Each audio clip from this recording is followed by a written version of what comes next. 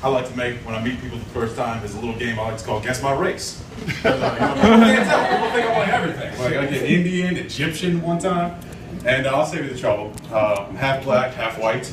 If you don't know, the technical term for that is mulatto, or if you're one of my boys back home, the technical term is African American.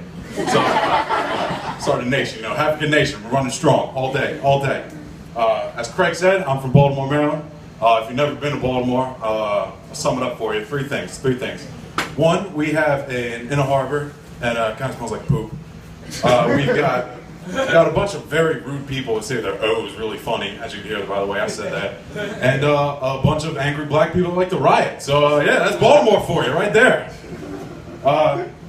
You know, where I'm from, I'm not from the city of Baltimore, more of the county area, surrounding area.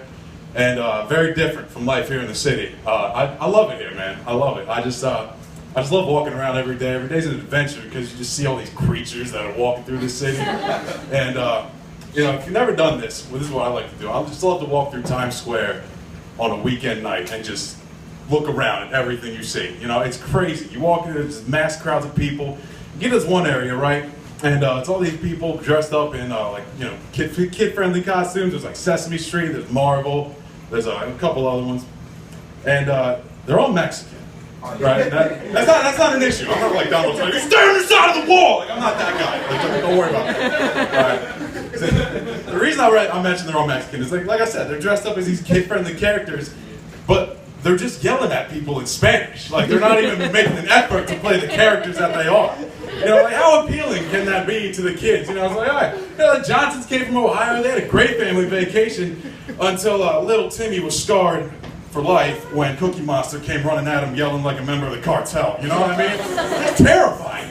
Could you imagine that for a second? Just imagine the Sesame Street version of the cartel. I think that'd be amazing. You know, you got Cookie Monster standing there at the end of the episode.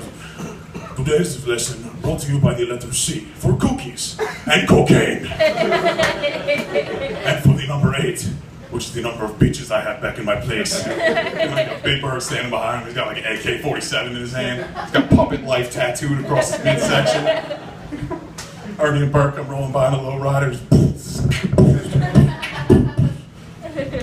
Snuffleupagus would have been there, but he's killed in a drive-by by the Muppets last week. This is the song, la la la la. Waka waka! So yeah, you move on through Times Square, you get to these other areas, and you get to where there's like all the artists and the dancers. It's like, I call it like the performance area, right? Now here, I think you gotta be very careful, because if you don't, you're gonna get lost, you might get hurt, you might break something, you never know. They got the people, you know, they got these artists, right? They're spray painting there. They got the masks on, the protective masks for themselves. Just have no worry for these people around them who are just inhaling these paint fumes. You know what I mean? The motherfucker might as well be spraying it right in your face. Oh, this is my new painting, it's lavender, and here's my sample of it.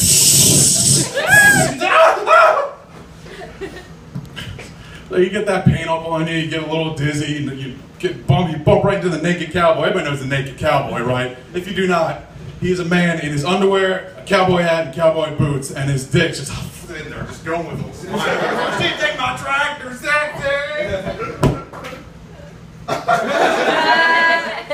Just gonna put that back. First time doing stand-up, and I fucked up the mic. That's excellent, that's excellent.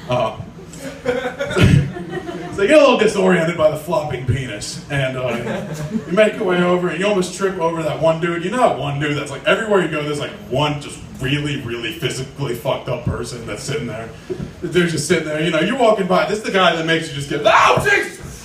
What the fuck happened to you, man? Good guy, you know? He's got like the one eye that's like all gray and lazy. He's got like one hand that's like covered in scales and just all face.